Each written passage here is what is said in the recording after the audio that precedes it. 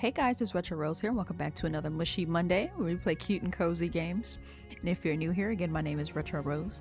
I play a variety of games from indie horror, visual novel, cute and cozy, you name it. And today we're going to continue the series Our Life Now and Forever demo update. I did want to shout out to Clover for giving me an update on the game.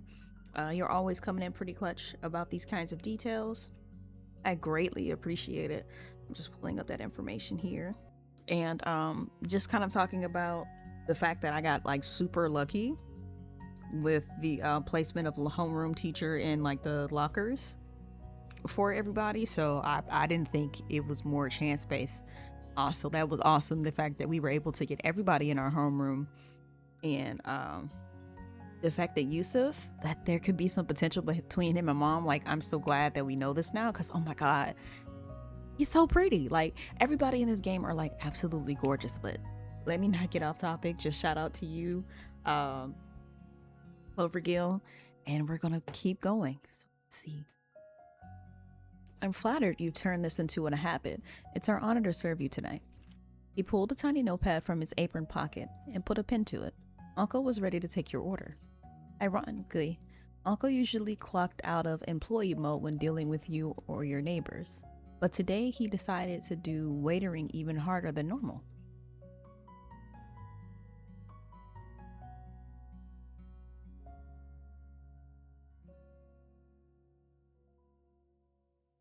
Thank you, Uncle. It's an honor to be here.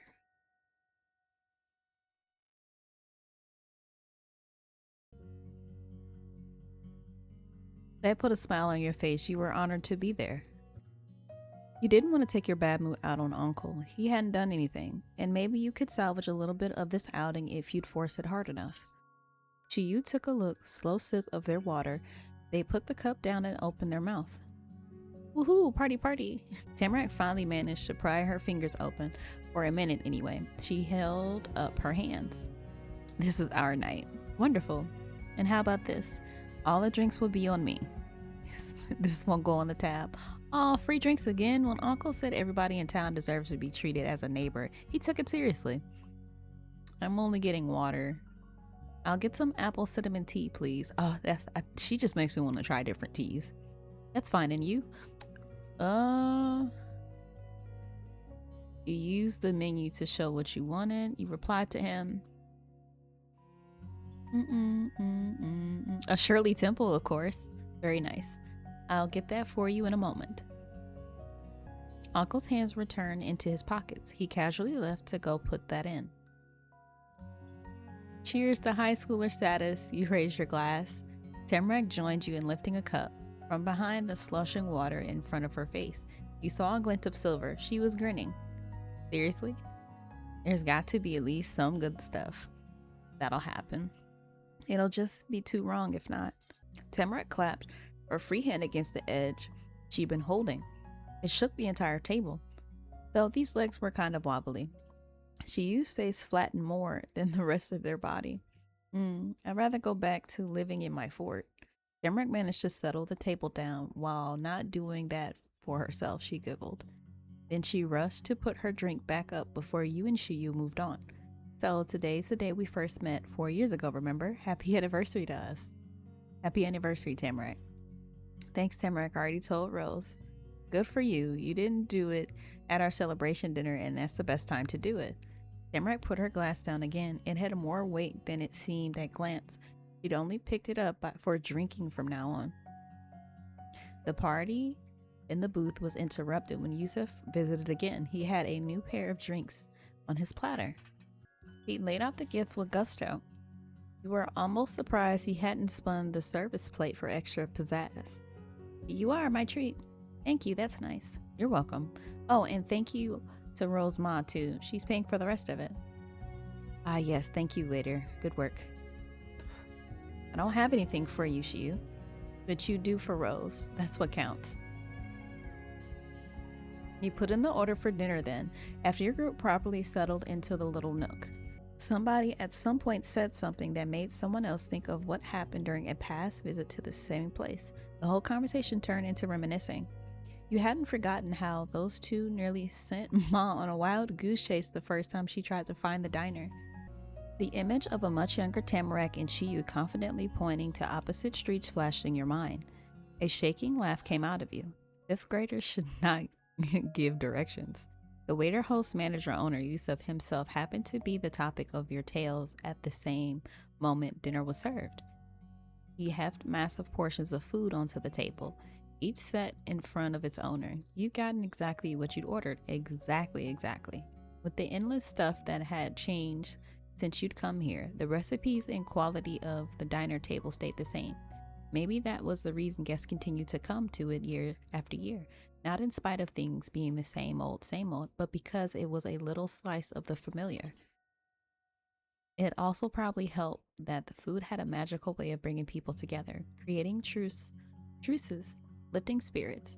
It was practically a universal good, at least as long as the people were hungry.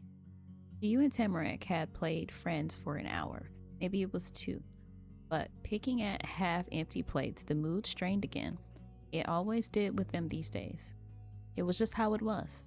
Sure, you could try to avoid change by serving 1,000 identical helpings of french fries, but nothing could really last. Eventually, they'd eaten and gone. And then what? Shiyu collapsed again. They only lifted her head to eat. Tamarack drowned the dread of tea for good measure. What are you doing after this? I'm gonna walk. I am too. Wait, really? Tamarack and Shiyu wanted to do the same thing, and you didn't have to suggest it? Your heart beat faster. It's to Town Park, Tamarack, not the neighborhood. I'm not going to the neighborhood either, Shiyu. Tamarack glanced towards the window, toying with her bangs. I want to see the bridge. It's right by here. Right, never mind. Obviously, they go their own ways. Your already dead hopes exploded into piles of dust when the two of them turned to stare at you. They expected you to pick between them. Your anniversary dinner was done. They were back to normal.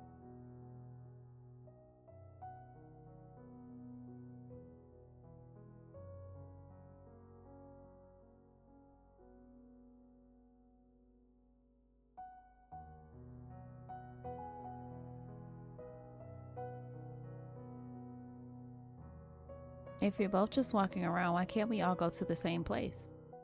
For a minute, they were silent. Tamarack and Shiyu simply kept looking at you sadly, pityingly, more like it. A poor, silly rose-tinted company was a good thing. Tamarack spoke first. It was a whisper. Well, see each other tomorrow, Rose. We can't do everything together. She didn't know what to say. What more to say than that? How could you follow up such a simple fact? With over-the-top dramatics, obviously, Shiyu jumped in. Hey, thank you, Tamarack. You are so kind and understanding about my need for space. What a good neighbor. They unfolded their arms, giving a stretch and flash a smirk. Tamarack's brows creased, but her own grin grew. See? There's no problem here. We're all good. She was my second favorite neighbor, who's the same age as me. This was the second time today those two had gone back and forth as team to convince you of something. Same to you. Second place is so high. There were only two places. Tamarack scooped up a spoon and she hadn't used during the meal, and she pointed at Shiyu. That's a silver medal. Silver is your favorite color. It is. I'm impressed you knew. That's my second favorite. Same age neighbor for you. Can't wait to have no choice but to see you tomorrow. Me too. All right, you took the hint. It was one or none tonight. At least they weren't being sad. Hopefully their jokes and smiles would last. When you did make a decision. Oh, Jesus.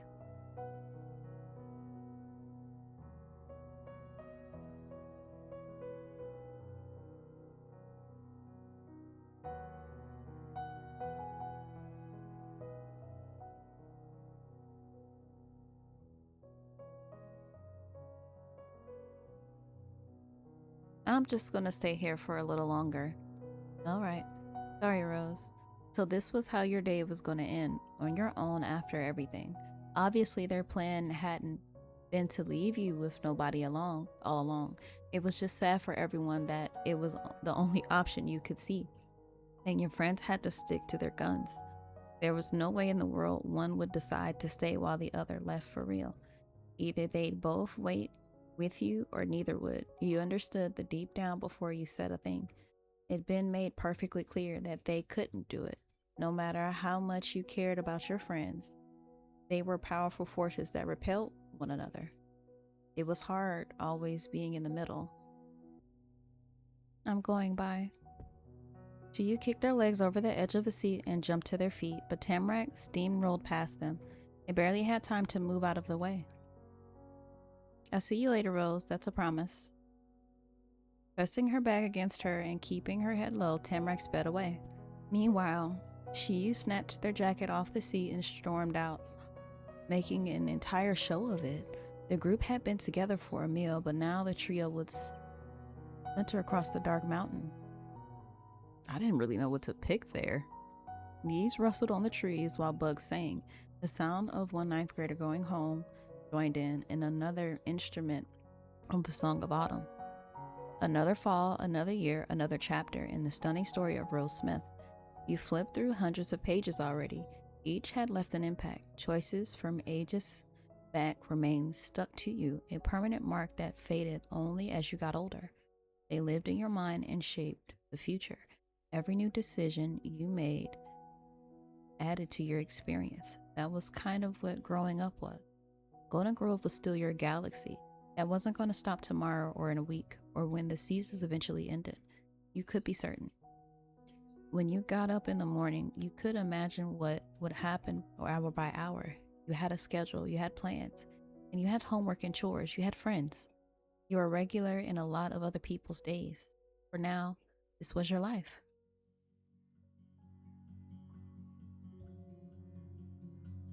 Oh my God, we're already at step 2 moments. Okay, cool. Okay, so I'm just gonna go ahead and do assistant since we're here. Yes.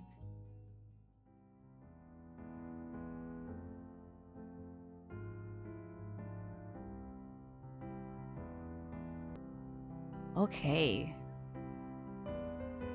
Let's see.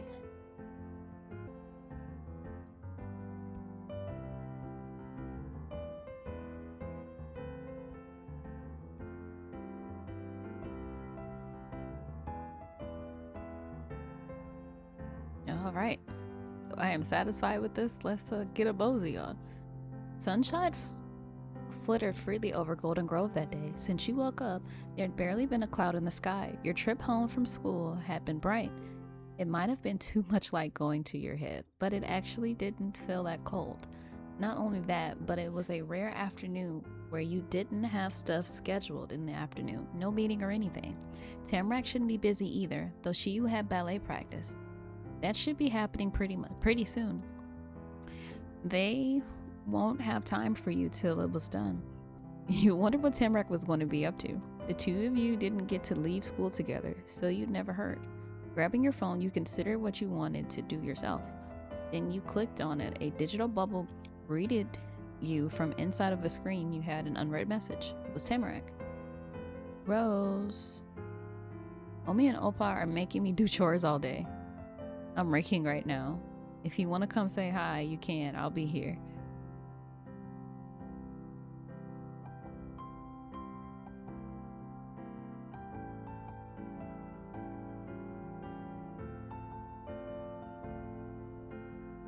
And that was how it was. You wouldn't mind helping her. You let Tamarack know. You have another rake? I'm gonna help. Yes. Thank you. Well, you figured out what to do. Raking. Oh. You put the phone down again, smiling. You went through the cricket opening and down the creaking stairs to open the front door. A quiet cul-de-sac was waiting on the other side under the blue sky. Leaves danced across the tarmac. Those were the troublemakers. Your gaze drifted over. She used home, the road into town, and finally the Bayamon abode. Tamarack was bent over, raking the ground. However, her head was raised. She'd been keeping one eye out for you, and the smile was prepared for you when you'd arrive. You strolled to the edge of the gray house. Hi, Rose. Hey. Tamarack's outfit, that was not what she'd worn to school. It reminded you of how she dressed in the 5th grade. Overalls, a thick shirt, rubber boots, sturdy materials that wouldn't easily get ripped and snagged. These were work clothes, something she wasn't afraid to get dirty. even if they did have cute patterns. All she was missing to complete the set was a scarf. It seemed like such a long time ago when Tamarack looked for special reasons to get fancy like a tea party. I still can't get over the fact that she was grounded and we snuck in for a tea party. That was so insane. Now she wore delicate pieces every day and had been given a specific purpose to dress more outdoorsy, such as spending half of the day cleaning. Tamarack had also taken her ribbon off and put contacts in. Her messenger bag was sitting on the porch. She kept the rake standing tall, securely gripping it in both hands. Her fingertips were already getting red. You're really doing it, thanks. No sweat. I wouldn't abandon you. You're so nice. My family gotta do this before the leaves pile up even more. You know, Omi has a bad hip, and not to mention Opa has his rheumatism. Tamarack's voice rose as she gave an impassioned explanation. They're too old to break their back raking leaves, but the job still gotta be done. Leaves don't back themselves up, I wish. Sounded like she was reciting exactly what her grandmother had said when tasking Tamarack with this responsibility. There's another rake in the backyard. Could you go get it? Yeah. You cut between your house and hers. There was an old rake for a full-grown person leaning by the back door. Maybe Gramps used it when his rheumatism wasn't so bad. The chipped paint, bent prongs, and the generally oldness of the rake seemed like his style. It was heavier than a metal frame attached to a pole deserved to be. You couldn't lift the tool carelessly or you'd regret it. The thing could be wielded as a weapon. You dragged the rake using two hands and returned to the front. Your return received a round of cheer. Thank you, Rose. She stamped her foot alongside an anti-hillsized leaf pile. That was the sum of her progress so far. After this, I'm going to the back. Then I'm going to dust the house. It's a good time to get ahead. Now, that was a true homeowner spirit. Tamarack smacked her tool against the grass. She resumed her efforts to wipe the leaves into shape, a round shape. You matched her moves. Didn't speak much, you didn't either. Crunching and scraping, teeth was a fitting description for the end of the rake, for appearance in action. It sounded like the leaves were getting eaten up. The earth scent of them rose with the wind. The repetitive motions were meditative despite the low temperature. Thin patches of sweat formed on your neck and forehead. There you were in the little town you lived in for years, breaking the lawn in your own little neighborhood. It was a tradition every autumn. No matter where you went in Golden Grove, there'd be people blowing leaves or raking by hand on the forest mountain. This was about fall. Wasn't it? Is that what that said? You had memories of your own ma working in the yard while the sun set. Okay. No matter where you went in Golden Grove, there were people blowing leaves or raking by hand on the forest mountain.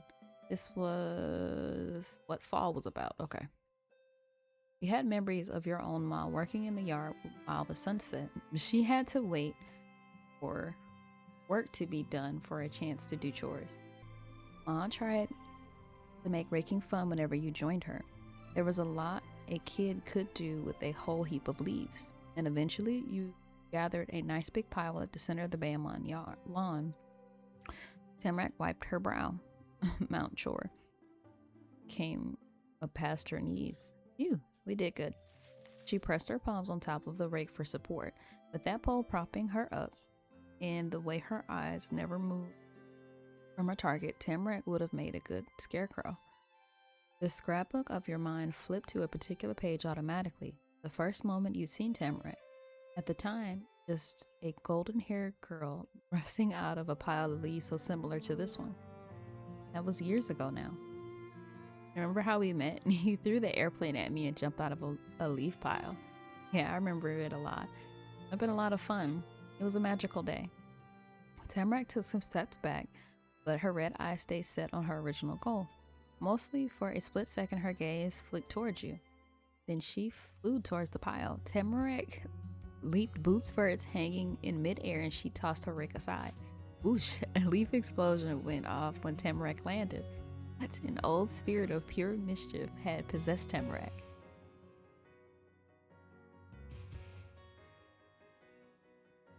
You scraped the pile back into one piece. You wanted to jump at the same time as Tamarack. She took the hand that you offered. You fell beside each other. You also shared the work of reforming the heap.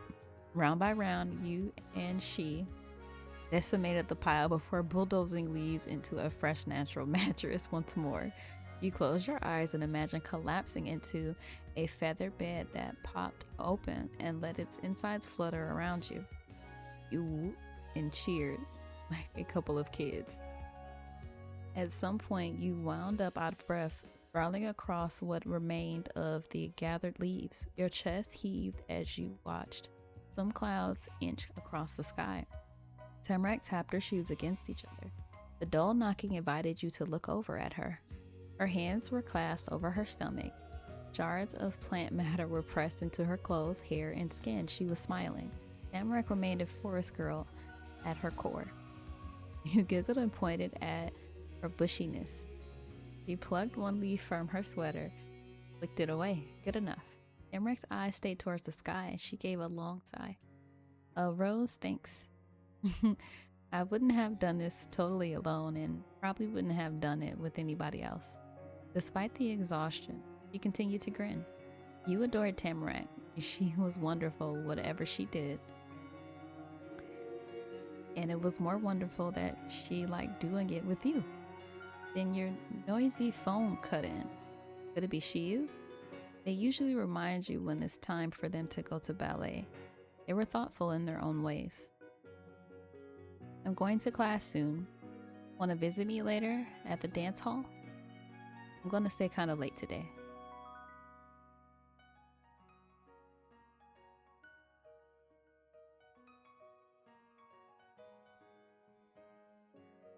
Okay. Oh!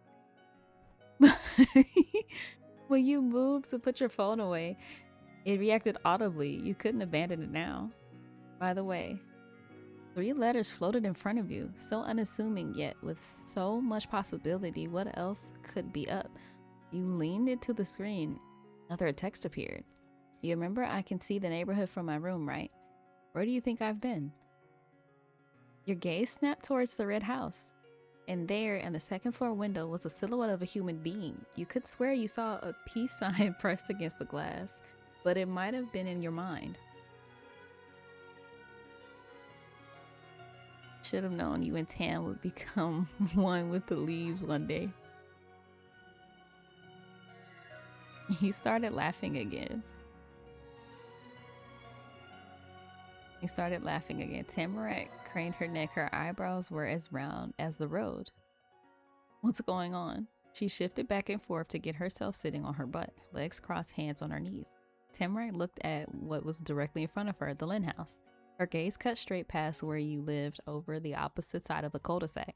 She didn't mean she didn't notice the hidden watcher in the window. What? But she did always like I Spy. Tamarack's lip flapped soundlessly. Her throat seemed to be closing. She lifted a shaking hand to point to the second window of her neighbor's home. Then a shout broke through. That's their room. That's Shiyu's room. They can see us. You stood again, feeling light for Tamarack. It was more of a process. Scrambling to get to her feet, Tamarack managed to make more of a mess of things. She slid against the leaves and kept having to grab her arms. You sent another glance towards Shiyu, but now they disappeared. You and Tamarack were actually alone. Maybe, for all you knew, Mr. and Mr. Beamon could be taking glimpses through the blinds. Oh no, Tamarack had resumed her patting through for an entirely different reason. I'm going to fix the pile. Then we'll be done. Yeah. So you repaired what had been destroyed. It didn't take long. Tamarack huffed out of her nose.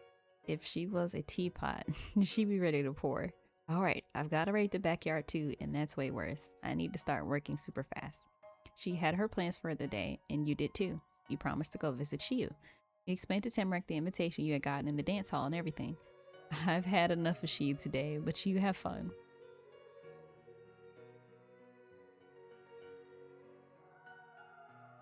But you still had time. You kept your company for another hour. Tamarack beamed at you after explaining your plan.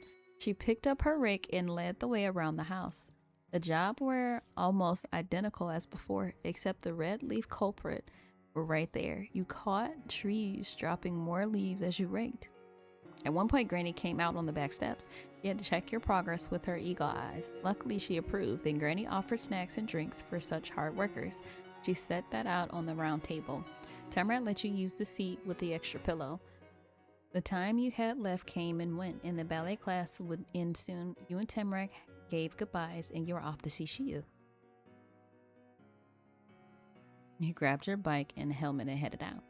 The sun was setting, then more clouds were beginning to gather. One way or another, it would be very dark very soon. 10-ish minutes later, you'd made it to town. Rolling under the iconic Golden Grove Arch, the dance hall was at the end of the road.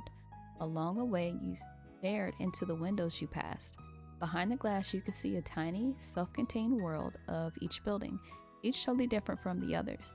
Every store had character, but every one of them was only here. You also saw flashes of yourself reflected back at you.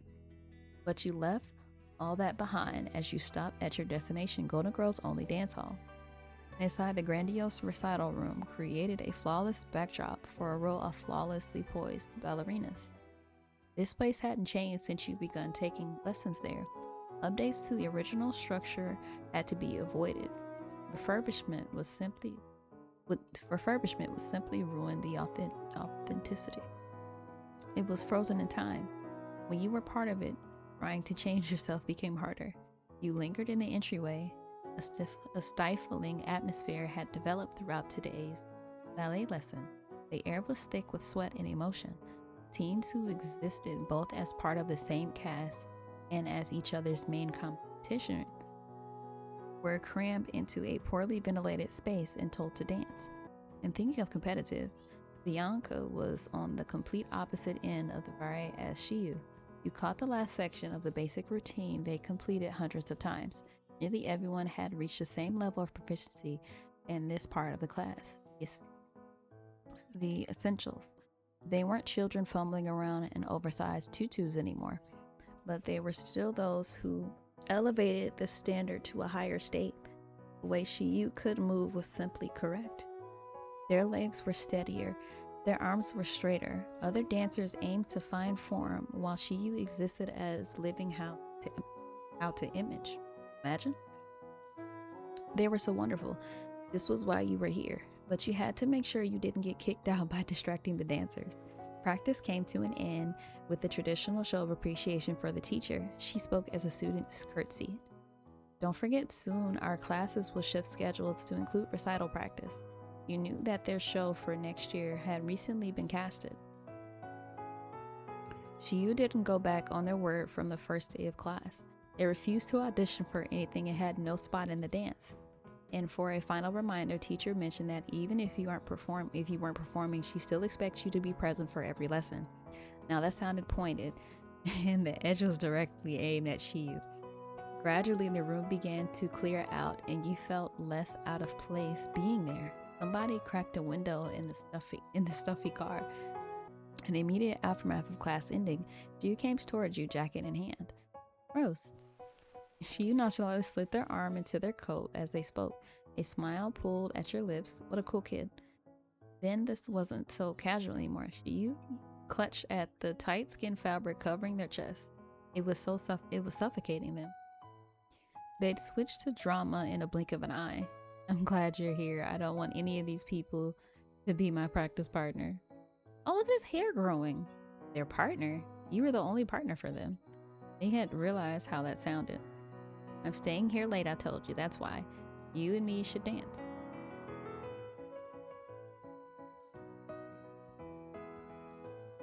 I don't know. I'll have to consider it.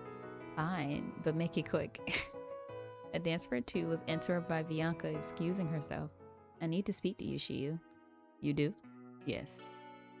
Was Bianca seriously planning to rehash the you should audition confrontation that happened the first day of school? It had to be about ballet. That was pretty much the only thing the two could talk about. Sure, they were living in the same town, going to the same school, and both 14.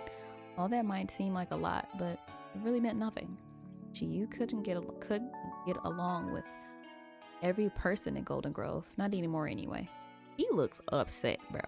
Your heart clenched remembering the stress public performances caused you during your childhood. For years, adults promised you that it would feel easier in time. That had become an unintended lie. It didn't get better. Recitals only became more of a strain on Shiyu the older they got, for multiple reasons.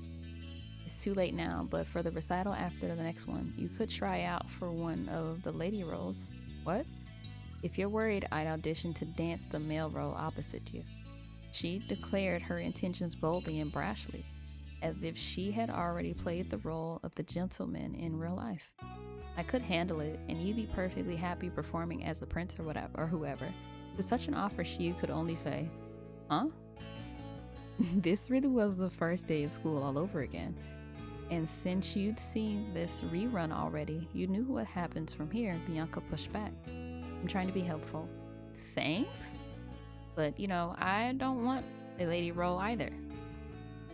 If you ever want to do something, you'll have to live with the fact that the role in a show doesn't decide who you actually are. Yeah, and I should believe in myself more too. Then all my dreams could come true. Bianca let herself be brushed off without much fuss. This was a place of grace, not a battle. She left. When the door shut behind her, she released a sigh. They stared at where Bianca had gone. Their whole face went uncomfortably. You had stopped trying for things. The people stopped trying with them. They wouldn't have to let anyone down this way. Still, Shiyu had made disappointing people part of their personal brand. They moved on from the encounter smoothly enough. It was back to business. You still want to dance?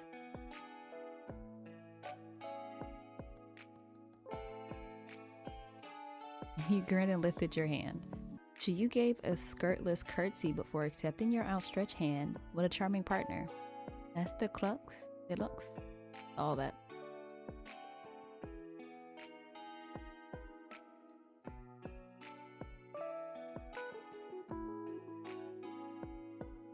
You showed Shiyu what you could do. Shiyu took the lead from the get-go. You, a non-ballayer, were meant to follow their guidance, and they began to hum the beat of their steps. Class remained in session for both of you. It didn't matter that you hadn't been taught how to dance ballet. Your shoulders were straight as you moved. The pace went faster and faster. You were pretty sure the teacher called that allegro. You, puffy jacket was constant companion. Your chest became brushed up against their back and vice versa. At one point, Shiyu hopped onto the very tip of their toes. You were just about to do that. But after you fully gotten into the rhythm, Shiyu chirped up with a suggestion. Let's do a lift. A what?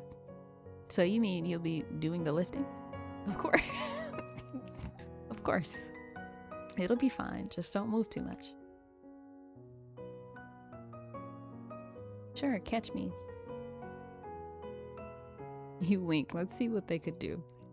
Shiyu twirled once more before they synced with your strides. This was moving way too fast. Come on, 1, 2, 3, and lift. They bounded behind you and caught you by the hips. You held tight to your waist and did exactly as they promised. Lift. That 9th grader picked you up as if they needed you to change a light bulb in the chandelier. How did you get into the situation? How much longer could you stay in the situation? They stared at you as you watched them. Your entire torso was boiling.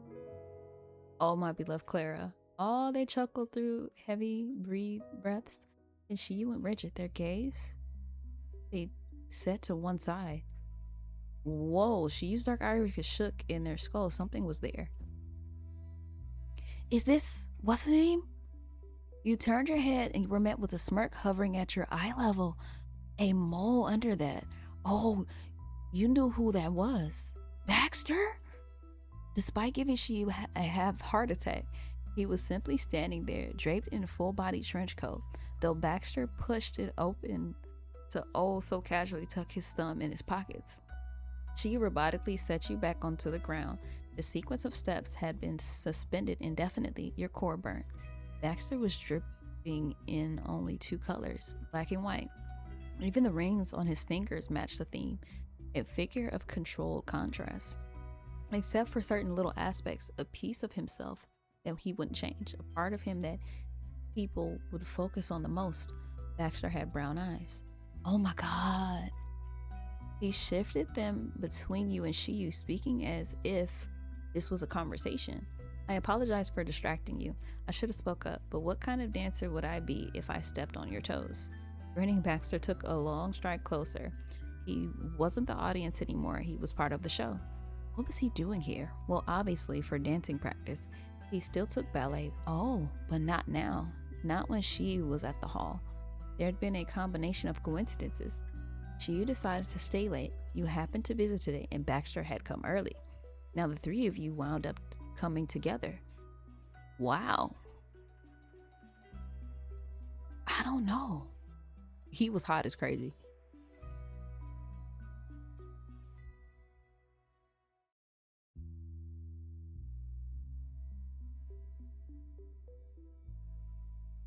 I don't really know how to respond to this.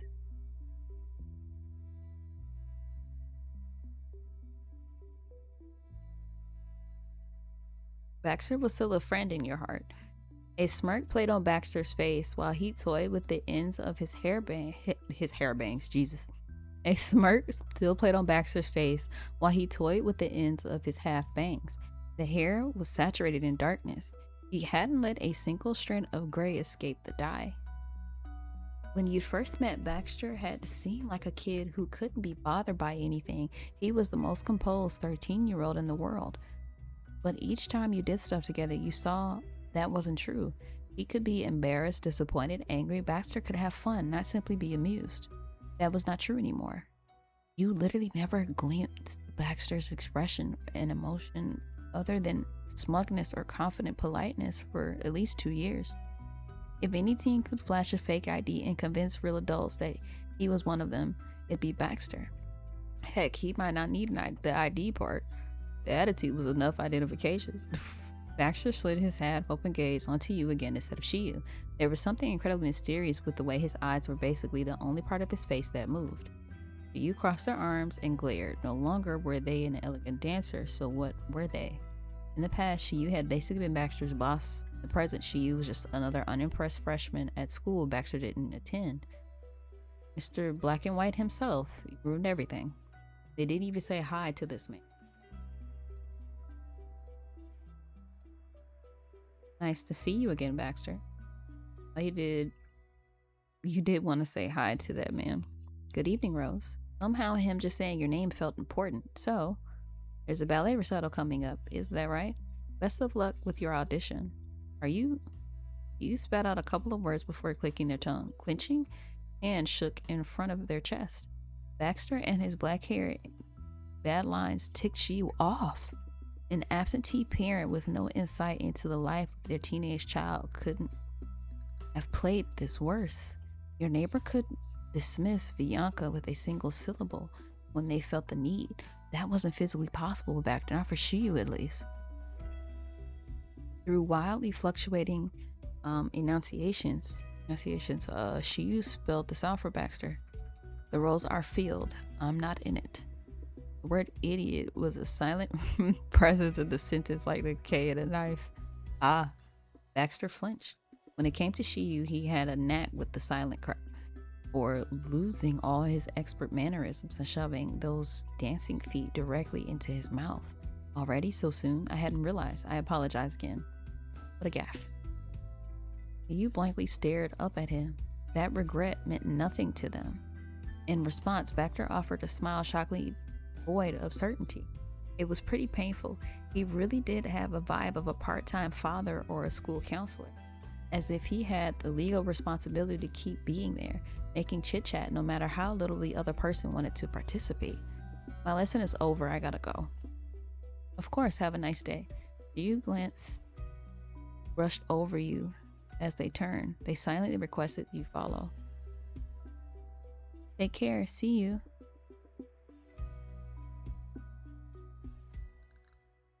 I don't know how to respond. It was cool running into you, but I'm heading out now. Only echoes of your footsteps kept away pure silence in the dance hall. Outside, the smothered Jesus. I'm sorry, I'm so thrown off by that. Outside, in the smothered sunset, Shiyu pulled their phone from their pocket. They pressed a finger to the glass, but it didn't do anything with it. Eventually, the home screen automatically went black. Shiyu shoved the thing back into their jacket. He wouldn't care. He? Did Shiyu mean Ren? It was hard to imagine any other he coming to mind. They definitely weren't considering texting their dad. Shiyu stomped to where their bikes was locked up. They crouched and began to twist the number lock knobs.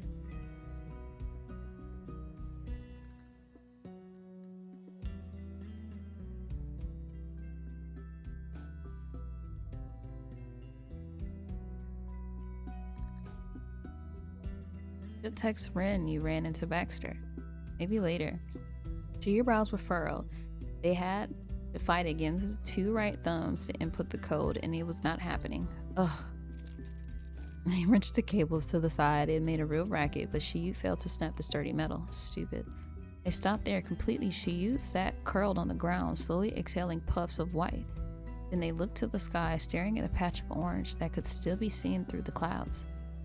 I'm not going to the neighborhood or store of any of that stuff. I'm going to the top of the mountain. You pointed to Golden Grove Peak. Their sleeves swooshed.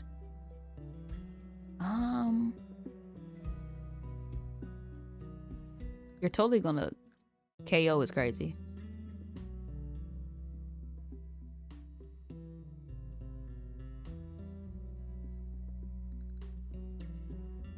Oh my god, these I'm not sure what to do.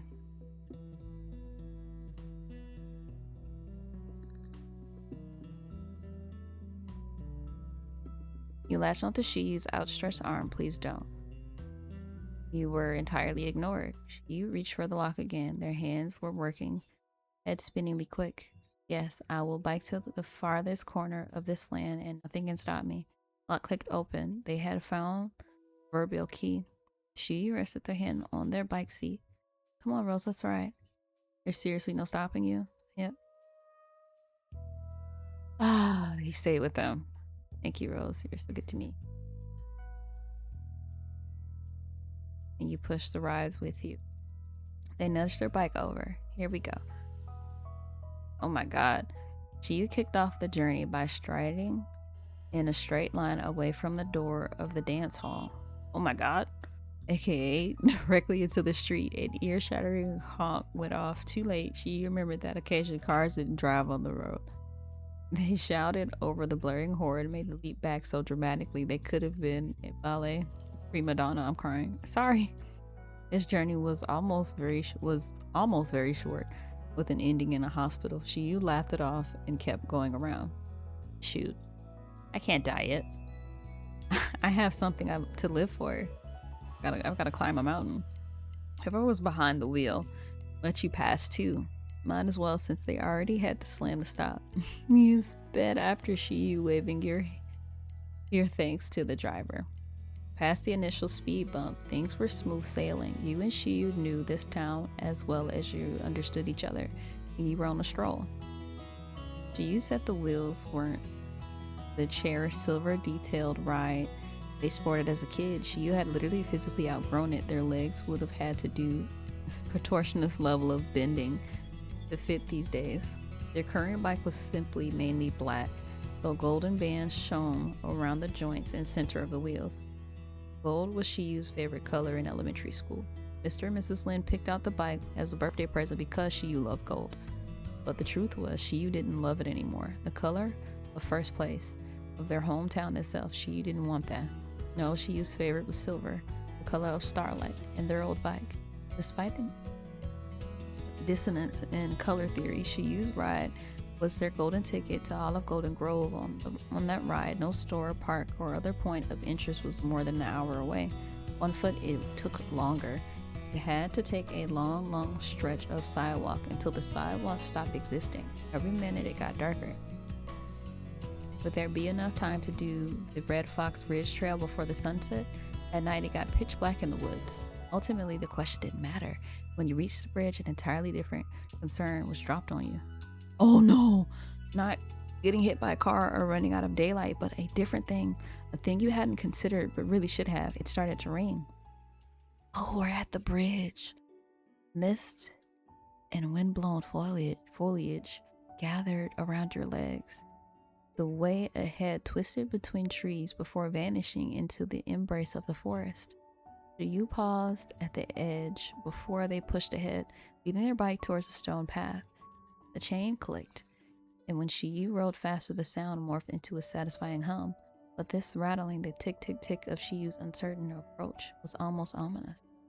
Shiyu winced repeatedly, water splattered across their cheeks. Fewer trees covered the bridge, so more droplets got through the canopy. They used the only defense they had against the force of nature, their hood. They pulled it completely over their head. Rain had the power to mute the entire world underneath it. Parades, weddings, impulsive hikes, whatever, it constant shush instead of people not getting too excited.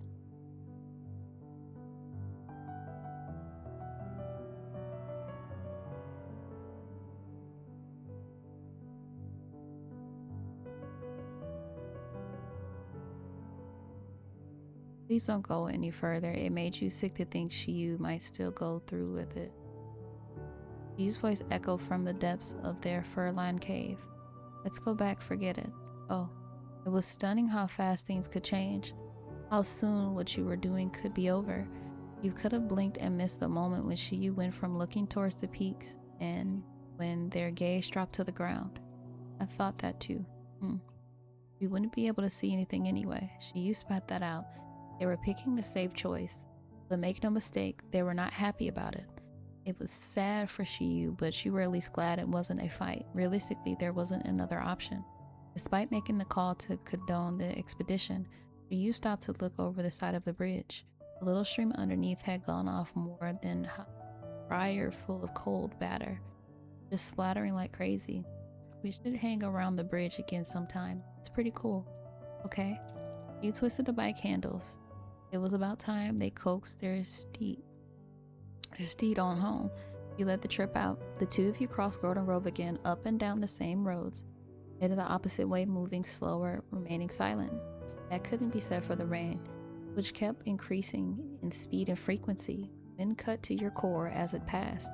The water soaking you came alive with the cold 10 minutes worse than before. This was not leotard weather, it was laughable. You had paper-thin jumpsuit, a jacket, and a dream. You had to keep a stiff upper lip. You had to because it froze. When you finally reached Main Street, Shiyu stared at the town they had spent their entire existence in. Hey, Rose? Yeah? Do you ever see my old friend, Guy, the forest boy? He didn't go to our school, but would mysteriously appear around the woods sometimes. Yeah? He was never with anybody else. He'd run away from people. Do you think he made any friends? No, but I wish I could have been his friend. If Shiyu had opened their mouth, they might have given you a me too. As it was, they made a soft noise and that was it. They didn't say anything else about Guy or any other topic for the rest of the trip. You and Shiyu swashed through the streets of Golden Grove until you reached the neighborhood. There you paused in the center of the road. It had been a long trip. Goodbye.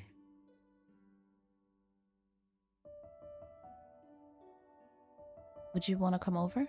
Nah, I don't feel like it. I'll see you later. Dang. Shiyu turned their back to you and disappeared into the misty rain, swallowed whole by it. What a downer way for a day to end. Your home was pitch black and totally empty. You flicked on some lights and cranked up the heat. Water kept dripping off of you. No, you bounded up the stairs.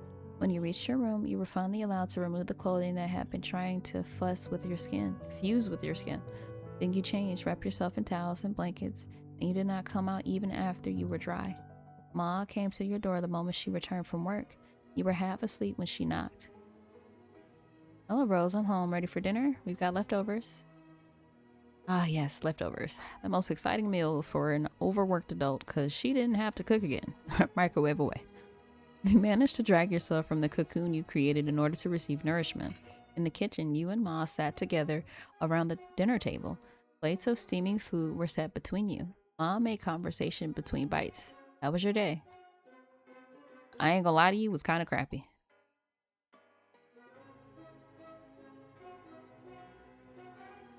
You pick and chose what Mom could find out about.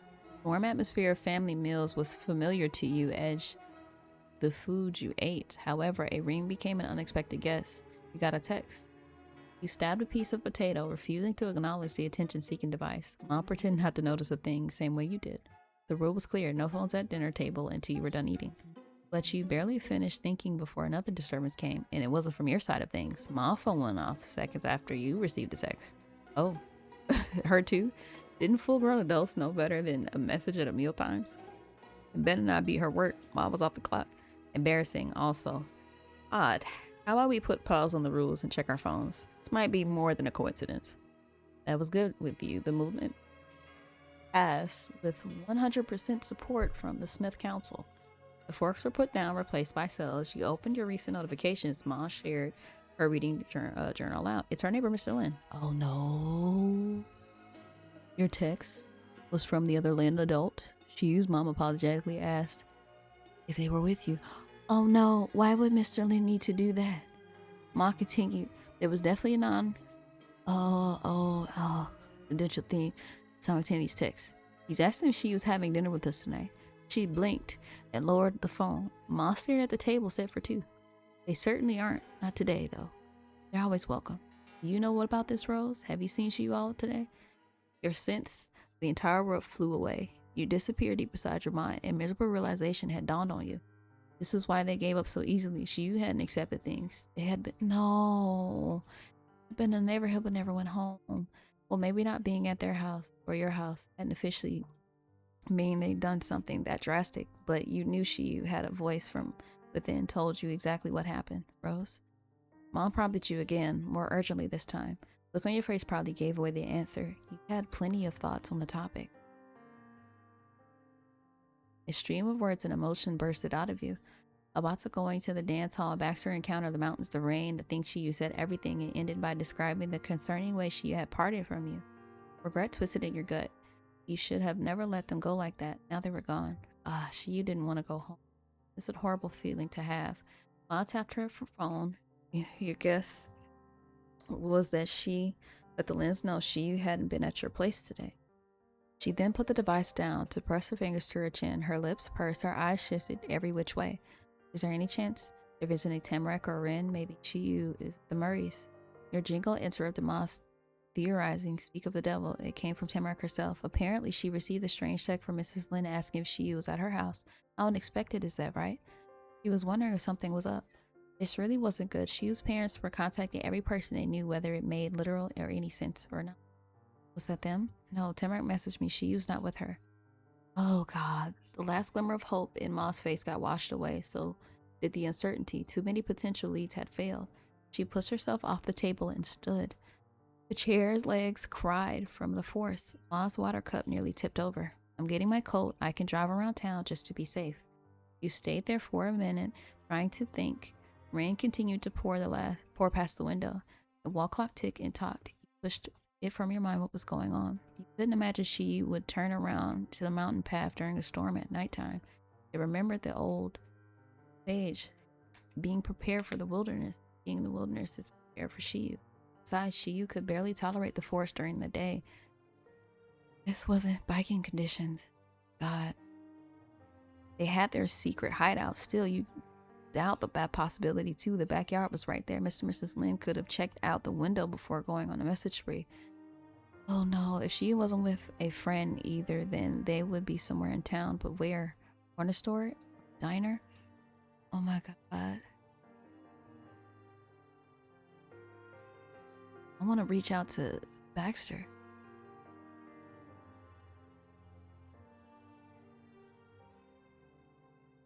That was it. You text Ren. You had to know what he'd say. Put the phone of yours to work. Ren, is she with you or do you know where they are? Oh no. Oh, Ren was probably doing the exact same thing on the next street over. Now typing bubbles appear to disappear like loading icons in a game. A poorly optimized game that took 5 minutes to work, but finally a new text came in. Autumn could be at the park. I don't know for sure. It's a guess. It could be alone. Golden Grove Park. I'm gonna check. Okay, great. I hope they're fine. Me too. Wait, Temrek, you left her on red. There's too much happening at once. If she knew what was really happening, Temrek would help for sure, but Shiu's own parents hadn't explained the full situation to her. The adults were trying to handle it themselves. You'd wait if Shiu wasn't found soon. You could increase the search party for now. You'd keep your ideas to yourself. Oh my god, I don't know. I'm still figuring stuff out here. Thinks it's okay, it's not your fault. Then a call came from the living room, using a human voice instead of technology. Rose, are you coming for a ride or would you rather wait here? You gripped your phone and left the kitchen. Ma had sneakers on while draped in a yellow cardigan. A purse and umbrella were tucked under her arm. She lingered by the door for you, one hand already on the knob. Ma, I think you might be in the park. Ren thinks so too. We were talking. Thank you, dear. It'll be stop number 1. I'll come with you.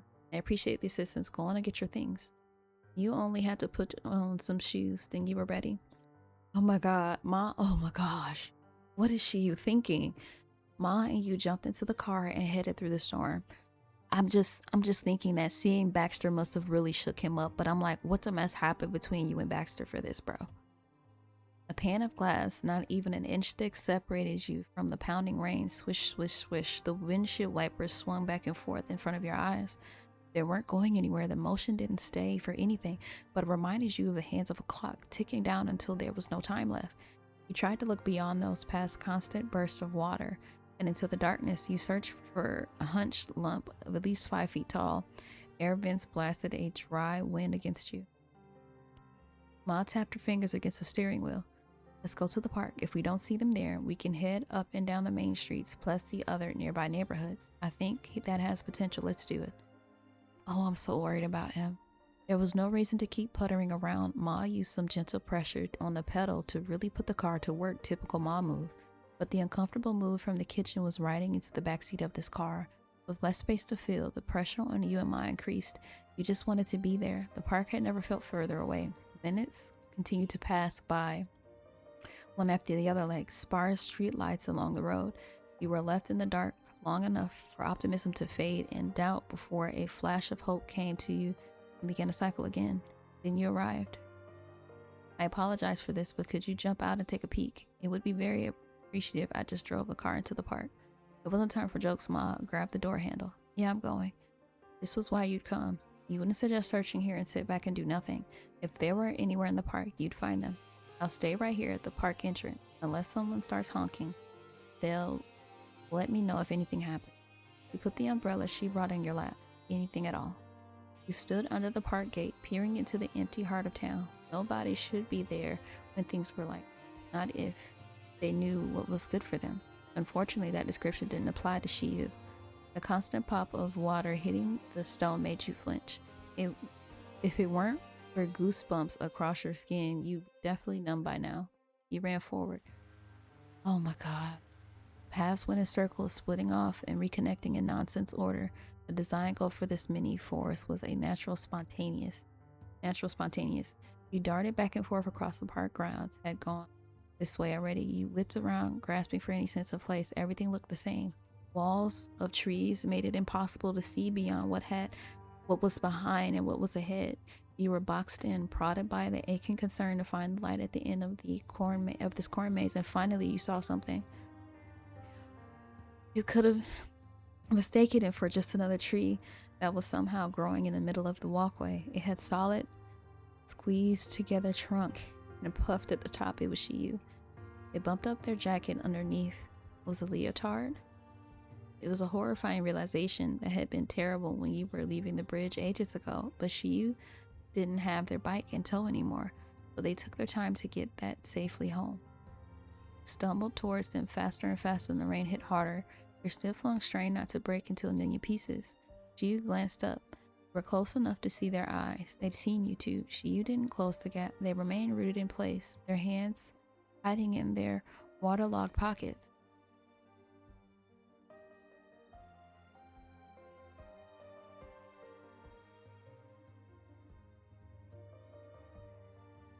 Oh my god.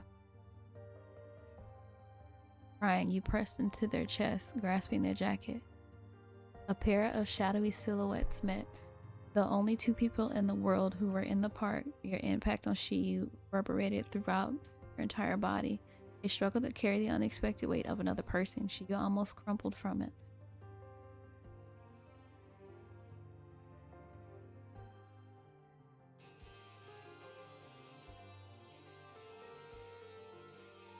Why didn't you ask me to come with you? Up close, Shiyu looked like death. Their skin was bushy tint at the center and was raw and red along the edge. Shiyu's teeth chattered. That made them stutter. It wasn't easy for Shiyu to reply to you for a lot of reasons. Don't cry. Oh God, I'm gonna cry for real. You could ask. Oh man, how could they ask that? They could barely speak. Your sobs continued bad enough it made you cough. Rubbed your face hard into their jacket. They were really here. Shiyu's brain was full of fog, so it took a minute for them to realize that they disappeared in the night while it was pouring, and other people were going to notice that happen eventually. And eventually Shiyu themselves put it together. Crap, I forgot to lie to Mom and Dad that I was doing something normal. I forgot to check my phone. They flicked a hand in the weakest shrug imaginable, and Shiyu was trying to play the whole thing off. Too bad you could feel them bitterly shivering. My bad. This is how I am, you know that. Mess up everything, go home and tell everybody that. Saying my bad is not enough to fix this. I'm sorry, alright? Shiyu's head dipped low, beaten down for too long. Their breathing was shallow. My parents shouldn't have told you, it's not your fault. You turned away. Come on. Since you foolishly refused to abandon Shiyu, they were inviting you along. And you weren't retreating now. You didn't want to lose sight of them for a minute. Quietly went with them. Led you further into the park and you reached the gazebo. It couldn't block the wind, but it did have a full roof to keep the rain away. A path light was situated close by, so you were out of the darkness as well, at least for however long you could stay right here. You flipped their hood down, flippantly. They're being glibet now. Glibet, huh? Well, here we are. A terrible thing. We're both the loser. No, nigga, you lose. The comparatively dry floor of the gazebo got rained on by the local storm. She stretched her arms out, dripping all over the place. And why, I can't explain it. Their hands were jerked in the air, erratically gesturing. Gestures could help the speaker get their points across, but these only made it more difficult to follow. I don't know what I was doing. I felt like not being home. It felt like not talking, so I came to the park. Incredible. I, Shiyu, am a pain. I make life worse for everybody around me. That's that. What do you think you're going to do about it? You looked at them, your expression uneasy. Shiyu. A simple reminder of your presence, showing them that a real person was here. It was enough. Shiyu's arms dropped and sagged at their sides. They panted from effort. I'm sorry, I don't want to hurt anybody. They crushed their fingers into their forehead hard enough that their nails would leave a mark. I wish people wouldn't care so much. I'm not good enough to care back as much as my parents or you do. Now that they started, now as someone was listening, Shiyu's feelings couldn't be contained. They paced around the small enclosure of the gazebo. I wanted to go away for a while. I wanted to exist without having things I needed to think about or remember and not get in trouble for that. I want to give up at least sometimes. I'm tired. But it sucks because no one wants to let me disappear. I don't know why. They were going in endless circles, the same way you had been running through the park, except it was within his mind. Within their mind. There wasn't an exit to find. They could never leave. I've changed, and maybe if I hadn't, I could make everybody happy instead like I used to. Maybe Ren and Baxter would still be here. Oh, she stopped moving completely. The only movement was the water streaming down their face. Maybe I wouldn't make you look like that, but they gulped. She catch again. Their voice was shaking. It wasn't from cold. Not how it is. Okay? You asked to be cared about less and wish to be cared about more. No, what they hoped for was to be understood, accepted, and if they didn't have that, you didn't want anything else. Concern from their parents, popularity at school, it didn't matter, not like this.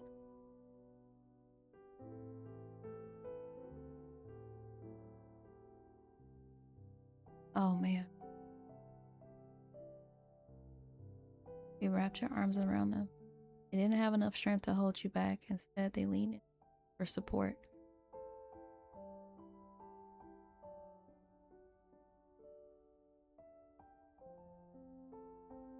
Yeah, you're not allowed to disappear. I won't let it happen.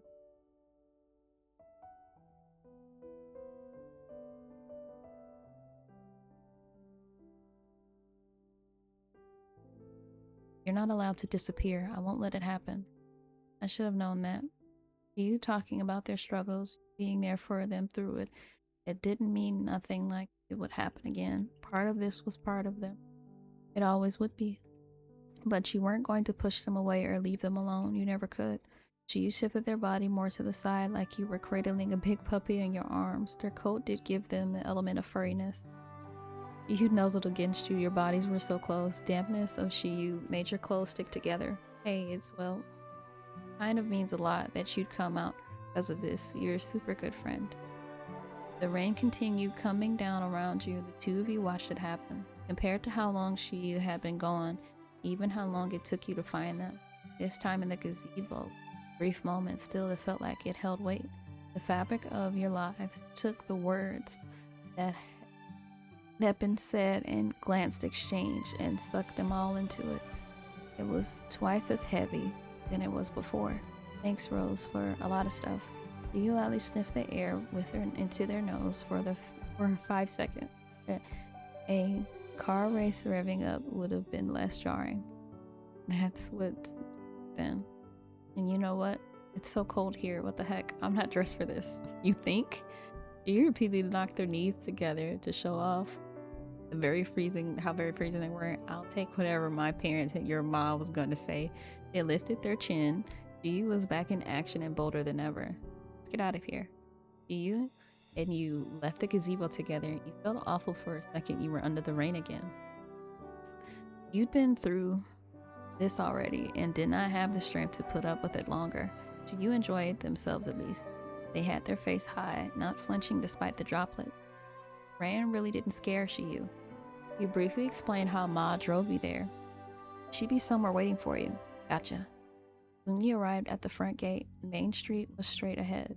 A pair of headlights coming down the road left you blind. Too bright, you covered your eyes with your arm, waiting for it to pass.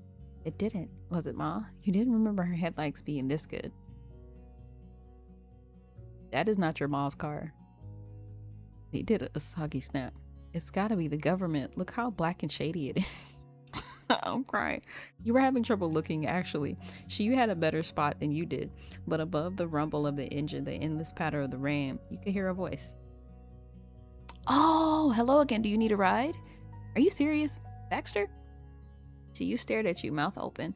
You stared at them. You were two silhouettes, first lost in the storm and now within a bright light. Then you fluttered forward. They cut through the puddles that went their ankles and got into the road, bringing you right along with them. You had taken your wrist. Their hand repeatedly slipped through the car handle, but she managed to tear it open. A delicate warmth drifted out. A pair of filthy freezing kids peered inside. Baxter roared. Sure was in the driver's seat. A hat and trench coat, you'd seen him in, were gone, though he leaned towards the passenger side and smirked nonchalantly. It would help if we both went in the back. You slammed the door in Baxter's face and flicked the wrist. I didn't know what else to expect it, but it wasn't easy to accept. Where is up? What is down? This water had finally risen over your head and your mind was lost in the current. The world's nicest taxi continued to idle. Purring like a tuxedo cat, Shiyu looked at you instead. Let's just do it, why not? You swallowed the lump in your throat, you had to. You opened the vehicle's other side door and styled in. They stuck only their head through to talk to the driver. Baxter, your coat's back here. That was where it went. I know, sit on it. Huh? It's to cover the seats. I don't have any towels. Shiyu's eyes took a detour to the back of their head. Mr. Millionaire's cushions were very valuable, but they climbed in. All right. Oh my God. They took your numb hand again. You saw it happen more than you felt it before, and Shiyu tugged you along with them. Your knees gave way without much nudging. You collapsed into the back seat. Jiyu just kept pulling. You wound up against their chest. There wasn't such space that was safe for your wet, floppy self to be. Somehow you'd gone from a life of drowning rats to sitting in a luxury vehicle on top of a trench coat that could have cost as much as a non-luxury vehicle. Baxter began to drive, going who knows where. You couldn't see a thing outside now, because I need to let my mother know where I'm going. I just thought about that. Not only because it was night, not only because it was raining, but because the glass was tinted and Baxter was a celebrity.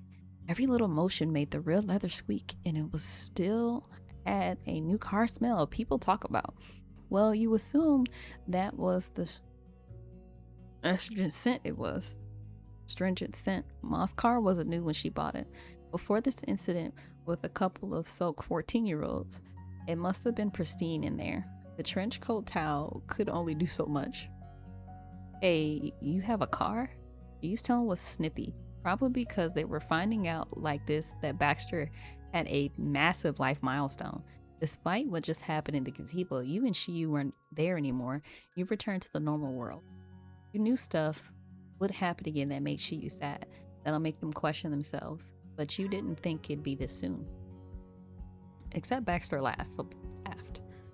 Way too much for such a basic question. You thought you even heard a snort. No, I don't. This is one of my parents' cars. I borrowed it. That's why I needed to hide the evidence. As much as possible, at least. What? The bulb of tension popped.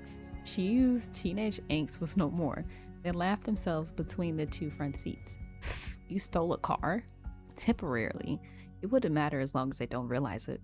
Don't worry, I have driven before. I got my student license last year. Dang, man. Shiyu shook his head, giggling. It was easy to forget Baxter was actually a teenager, with how formal he talked and everything. But then something like this happened that made it all too obvious. Did Shiyu's parents seriously ask you to look for them? Baxter watched over you through the rear view mirror. His brown eyes were one thing that had never changed. Mrs. Lynn did send me a message. She wanted to know if she was at my house. She did? Yes, it was surprising that I was a possibility for that. It came in recently. I have to guess I wasn't the first or fifth person she'd reached out to. At last resort, maybe. Since the situation was that dire, I decided to go on a drive. Perhaps I might notice something interesting. You couldn't speak. They just made a small sound. From any outsider's perspective, Baxter was low on Shiyu's list of acquaintances. He was only on the list because of the shared history that became more ancient each day, but Baxter still cared. He dropped everything on nothing more than a hunch that Shiyu could be somewhere in the rain. He stole a car to do it.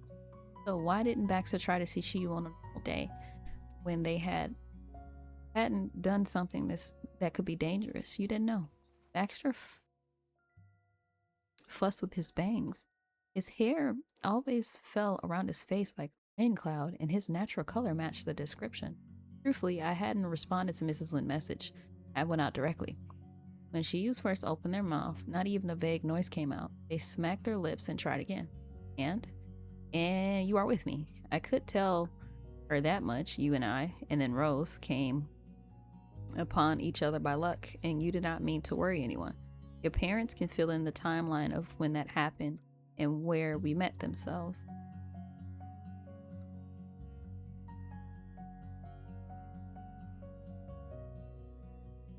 That means...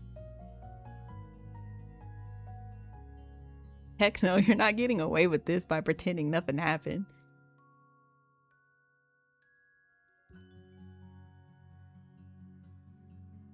Oh yeah, she's been with you the whole time. Excellent. Shiyu cracked a smile that whipped up the inside of the car more than cracking open the window would have. You rebels. Their dripping fingers were fused into their phone screen. Shiyu was texting somebody. Alright, I told people I'm fine. And Ren knows the plan too? Does he? I told him me and Rose are hanging out in your big fancy car. Ren is so jealous, but if anyone asks, he's gonna say it makes total sense. We're here. Tell him thank you from me and hello. Okay. Members of a disband club could still have each other's backs.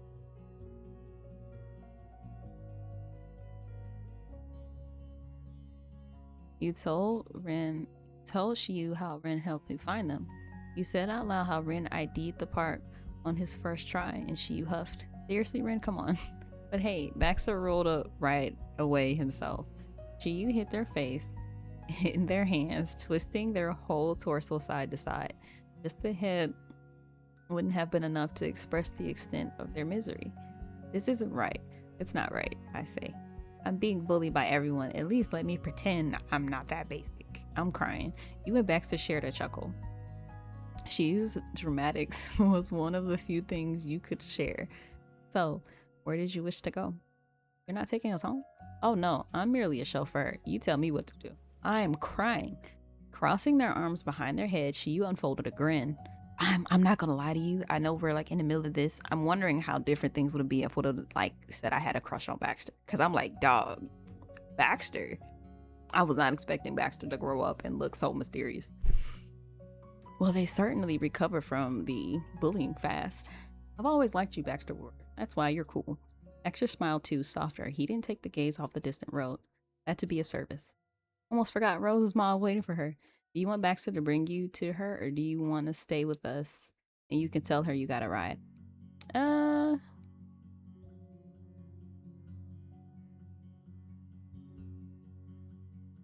You didn't want to go. You wanted to be a part of this. You understood your feelings. The three of you chatted about the next stop, maybe Ren's house in another town.